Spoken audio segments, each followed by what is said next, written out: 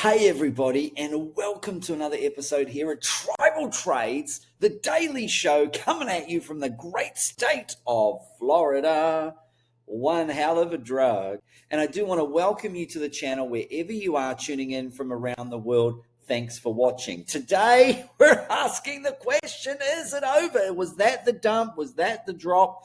Or is there more to come? What about the government and the Silk Road Bitcoin? What's happening with that? We're going to discuss all of that and a whole lot more.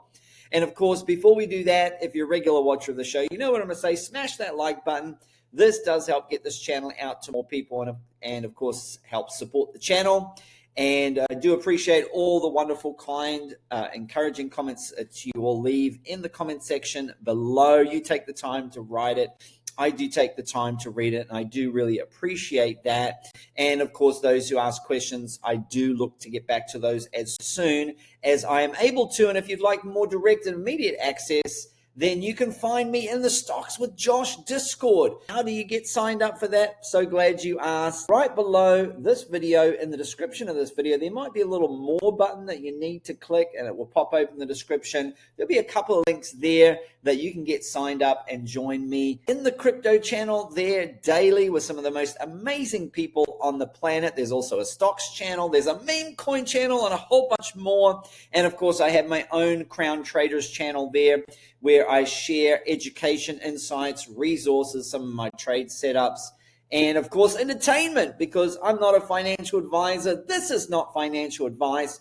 This is for education and entertainment purposes only. Are you not entertained? Okay. And so, of course, what are we talking about today is the dip over. And don't say that you weren't warned, because for many weeks now, over a month, I have been sharing this data about the January stats, the January lows, the January dumps that have generally happened around this time on cue. You know, last time it was in 2021, we had a dump in January the 3rd and then another one on January the 8th that bottomed out on the 22nd, which was around about the inauguration. In January 2017, there was a drop on the 5th that bottomed out on the 12th, okay?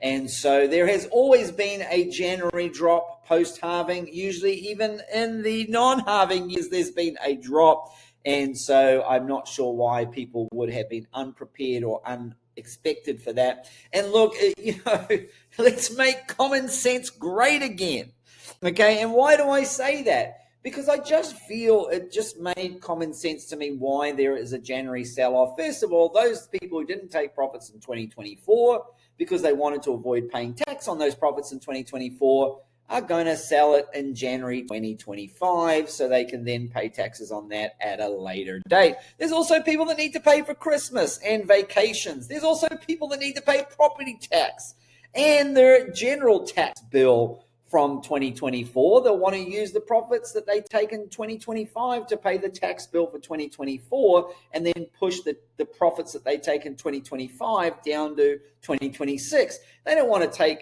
more profit in 2024 and have to pay tax on all that profit in 2024. They want to defer some of it to 2025. And then, of course, you have the ETF. Now, the first buyers of the ETF were January the 11th of 2024, and we haven't even hit January the 11th yet. And those are the first buyers that will be able to avoid capital gains tax for holding it for 12 months or longer. Are those people going to start to sell? Have they been waiting to sell? So there just seem to be many good reasons why. And I do think, and I have said this numerous times, that I do think the January dump was a little bit front run. People were waking up going, hey, there's a January dump every year, especially in the year of the halving, you know, 20, 30, 35% drop. Hey, let's start selling off now in December, and then we'll buy it back in January. And I think that to a certain extent, that's what did happen.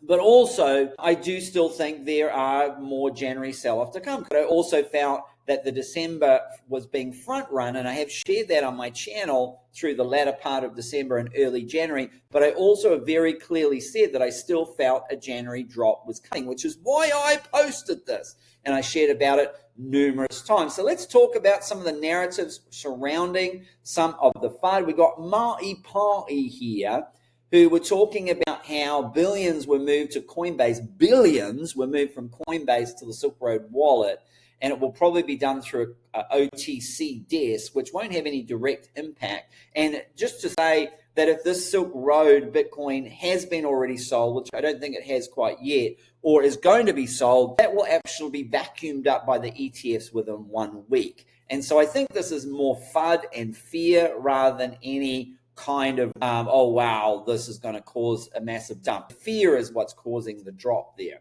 Okay, so he thinks this has already happened. However, there are other people that refute that. Toshi Stacker here says here's the US government crypto portfolio. Even if they sell the 6.5 billion Bitcoin that has been approved, they still hold another 12.2. So he thinks that Bitcoin is still there.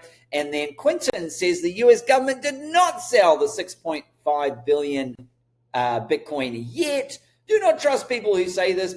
Verify it yourself. And he's even posted the address there of the Silk Road. And if you can copy this and keep an eye on that to see if that does get offloaded or sold. And then, of course, there's some good news and some bad news from Trade Travel Chill. Bad news, I don't really see any strong buyers currently until 88K. Ouch. The good news is the buyers that were waiting at 73 have moved their orders up to 78. Okay, and then of course, just finally here, Yao Wedson, Yao, hopefully I have pronounced that correctly. I'm not sure. The worst is yet to come for Bitcoin. One of the largest liquidation pools in history is below 90K.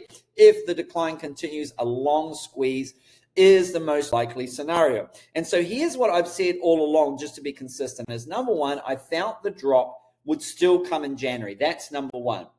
And number two, I said I did feel that part of the drop had been front run in December. And number three, I felt that the area Bitcoin would go to would be somewhere between the 85 to 89K zone. I still feel that that's going to be the case, but it would be a miss for me not to consider the other alternatives and share them here so people could see all the different points of view and the different possibilities that could play out. I also shared that whenever the 5 EMA has gone under the 21 EMA, that 18 out of 18 times Bitcoin has come back to the 55 EMA on, I believe, the daily time frame. Now, that's moved up. That was around 88K right now, and it's sitting around 89, 90K right now. So I still do feel that it's going to come down and retest that EMA. It's just at what price will that EMA be when it comes down to retest it, because it's always moving, okay? It could be up 90, it could be at 91, it could be at 89 there, okay? Also, the 5 EMA on the monthly is another area that Bitcoin does come back to test as well, and that's sitting at about 86K currently. And so there we have some confluence, of course, that we have liquidation right below at 90K, and we will look at the yellow brick road. We have all these orders that are set up at 88K, strong buyers there around that level there. So we're starting to have some confluence there that this area, this zone is where Bitcoin could come down to. And of course, alts could take a little bit more of a beat down there, and my orders are starting to get filled that I put in play, put a lot of buy orders in play, and I'm going to go through some of those in the altcoin show coming up in a couple of hours. So check out what I'm buying and what my top 10 holdings are currently. That will be revealed in the altcoin show in a couple of hours, okay? So let's look at the Bitcoin price and let's talk through some of the different scenarios. So first of all, if this dump was front run, we can actually take it from 108 and say, okay, let's take it all the way from there rather than there. And we're going to do both.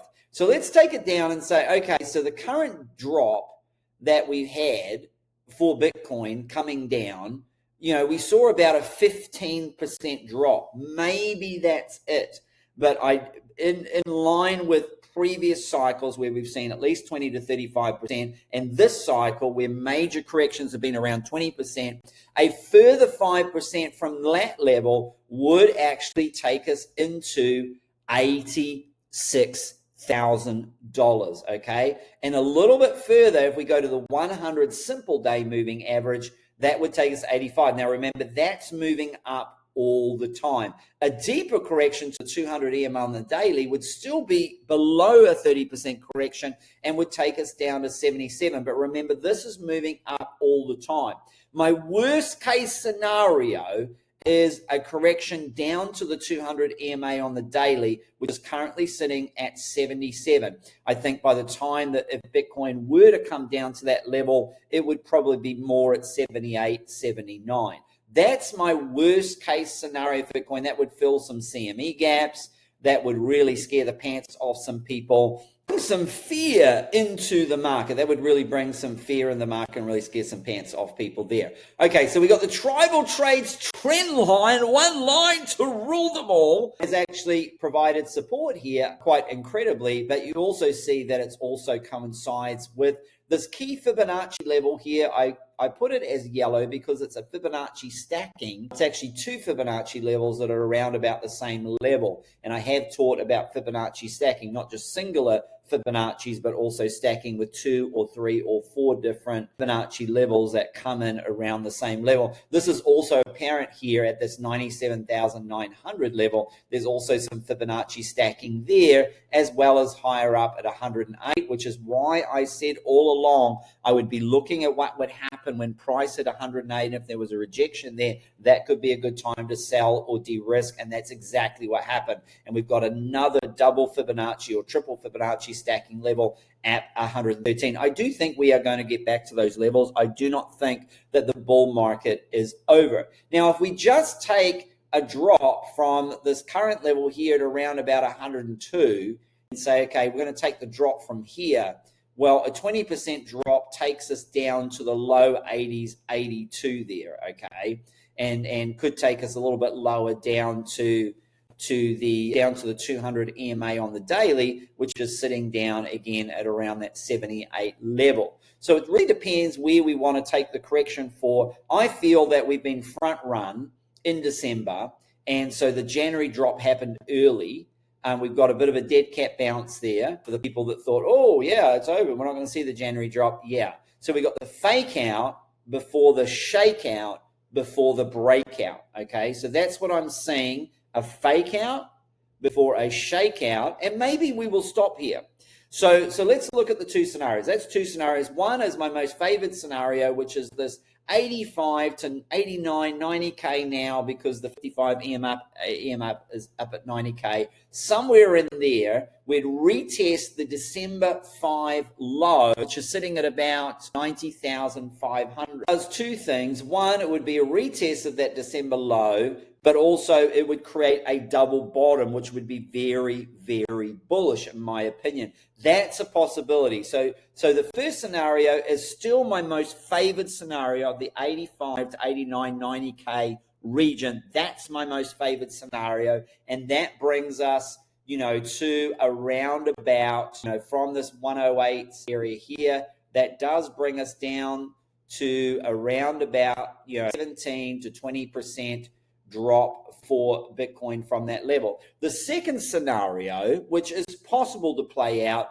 is that we go down to the lower levels of the 78 to 83K area, somewhere around here. That's the second level. And that would say, okay, we're going to take the drop from 102 and we're going to come down to the 77 level. And that would be a 24% drop. A 20% drop on the button would be around about 81,000 there. And so that would bring us down to the 200 EMA on the daily, which hasn't been tested for some time. So that's something that we could look at as well, but I think that's less likely of happening.